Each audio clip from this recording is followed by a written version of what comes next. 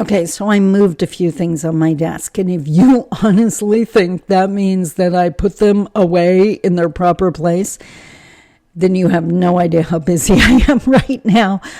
Suffice to say, that stuff is no longer in camera range, which makes this part of my desk look clean. I'll try to fix that part for tomorrow. Yesterday, we talked about the Indigenous path to reconciliation. Today, we focus on the non-Indigenous path. So, let's talk about it. Bonjour, Mishko Paganon, Quain Adishnakas Mungdo Dem. Hi, everybody. My name is Sandy Boucher. I'm Red Thunderbolt Woman of the Loon Clan, a proud member of Seine River First Nation in Treaty 3 territory in Northern Ontario. And, as I mentioned in yesterday's video, if you're watching this, I'm not here.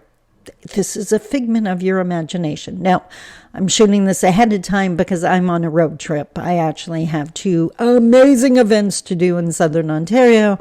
Brought out my Mustang to go on a road trip, kind of a belated birthday present to myself.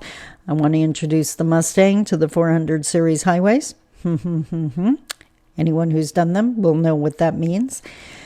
But what I wanted to do, because my followers on this page or on this channel are all about practical information. And by the way, if you're new here, please subscribe so you don't miss any of the videos in this series, because it's definitely going to be worth your time. So what I had shared is we're focusing on the path, which is my 3rd book, The Action Plan to Get Us to Reconciliation. And that book morphed into a full-day seminar. And one of the most loved parts of that seminar is this final reconciliation exercise. The framework that I used was the medicine wheel, and you need to understand those frameworks to be able to do the exercise, and I'm going to walk through the exercise with you. But yesterday we talked about the Indigenous path to reconciliation, and I put that image into the community. Today we're talking about the non-Indigenous path. So exact same thing. It's medicine wheel. It does not start at the top, even though this is the non-Indigenous framework. It starts in the east on the right side because that's where every new day begins. And again, it mimics the 4 life stages. So baby stage is a massive learning stage. That's where everything starts. It's also where everything can seem really overwhelming. There's so much to learn, and I'm never going to get all of this. Does that sound familiar? That sounds like a lot of people I know that are just starting on learning about reconciliation. So that's the baby stage. Then we move into the south, which is the youth stage, which is still a learning stage, but it's a higher learning stage. Now, the problem with this stage is this is where we find the non-Indigenous activists that tend to overstep. This is a little bit of knowledge is dangerous. They've learned something, they tend to be outraged about it, and they want to go out and do something. Problem is, they often cause more harm because they only have a little bit of knowledge. So even though you may be tempted to go out and do all these amazing things, this is a learning stage, and I need you to rein in the horses and do the learning before you get to the next stage, which is on the left-hand side, which is the adult stage, and that's the action stage. And then again, the elder stage, where all of the magic happens because you have the learning, you have the wisdom now, you have the understanding. Now we can build bridges. Okay, so that's the framework. Now let's talk about the specifics. On the non-Indigenous path, the baby stage, the very first stage of this framework is acceptance of facts. No more, well, it wasn't that bad. You know, a lot of people got an education thanks to the residential schools. That would have never happened if they didn't go. What price did they pay? A lot of people went to residential school, you know, they were escaping from horrific family situations. Why were they in horrific family situations? When a flower doesn't bloom, you don't blame the flower, you fix the environment, right? Right? accepting the facts, finding out what the facts are. I do a full day seminar just on the oppressive legislation, going through the timeline of all the things that have been done to Indigenous peoples, and I've yet to have an audience that is not shocked to learn of that legislation. So no more minimizing, no more excuses. Accepting the facts as truth. This is not about shame or guilt. This is about facts. This is Canadian history. This is not Indigenous history. This is Canada's history, how it was created and what it did to the Indigenous people along the path to that creation. And then, of course, just like with the Indigenous path, there has to be a desire to reconcile, a desire to make amends, a desire to change. If nothing changes, then nothing changes. And there is so much about modern day Canada that does not work for Indigenous people. Can you say education system? Can you say justice system? Can you say governance system? And on and on and on and on. That's not reconciliation. Reconciliation is not, well, we've been doing it this long, or we've been doing it this way for this long, just put up with it. That's assimilation. That is forcing us to endure. That's not reconciling anything. Think about reconciling with your partner.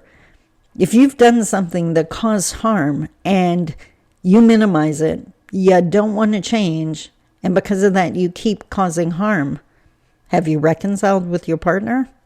Of course you haven't. It's the exact same thing. So that's stage one.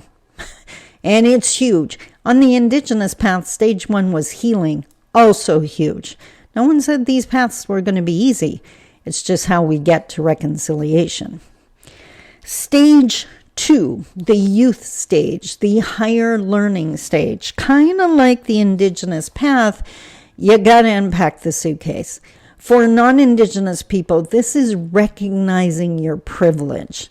The fact that, of course, you have barriers to overcome, but the color of your skin was never one of them. I am Indigenous, but I'm white presenting. I have tons of privilege. I can walk into a restaurant and there's a good chance, even though I live in the city of Thunder Bay, unless I'm wearing beadwork or my tattoos are showing, I'm probably going to be treated quite well. But if one of my cousins or even my son walks in who is darker skinned, the treatment's going to be totally different. That's privilege, white privilege. So in this section, there's a whole quiz you can do that helps you identify your privilege. I think I did a video on that. I can always attach that when we get to that. And it's looking at identifying the benefits that non-Indigenous Canadians enjoyed and the corresponding oppression for Indigenous people. For example, to help you understand, when the settlers arrived and started settling and creating municipalities or settlements, whatever, they were using their mother tongues, whether it was English or French. It was the Indigenous people who had to compromise, who had to learn another language if they wanted to be heard. That's a benefit for the colonists. They never had to learn anything new, and oppression for Indigenous people. So that stage is all about those things, and there's a whole bunch of tools and things you can use to do that. Third stage, the adult stage, is the action stage. So for non-Indigenous people, this stage requires a commitment to no more harm. That the first stage, recognizing that the first stage to reconciliation is stopping the infliction of pain. Indigenous people cannot heal if the attacks keep coming, right? So it's really, really owning that and changing behavior, changing processes, changing the words you might use. It's not political correctness, it's stopping the harm. That's the difference, right? So this is a hugely important stage, as you can well imagine. And then again, the elder stage is undefined because it totally depends who you're working with. Working with the First Nation community on the East Coast is going to be totally different than working with a First Nation community on the West Coast or here in the middle. As Pam Ponder always says, if it's convenient, it's not reconciliation. Again, using the analogy of you and your intimate partner, There is nothing easy about reconciliation. Owning that you caused harm, apologizing for it, and more importantly, changing your behavior so it doesn't happen again, that's not easy. But that is reconciliation. Now, I explain those two things to you because this exercise, it's an exercise. There's some things I'm going to get you to do, and the answers are found in those two diagrams, which is why I put them into my community on my YouTube channel. Tomorrow, we're going to start that exercise, and you'll see what I mean, and I'll probably put the medicine wheels, the frameworks up on the screen to help you as you're watching the video, just to make it easier on you, because reconciliation is hard enough.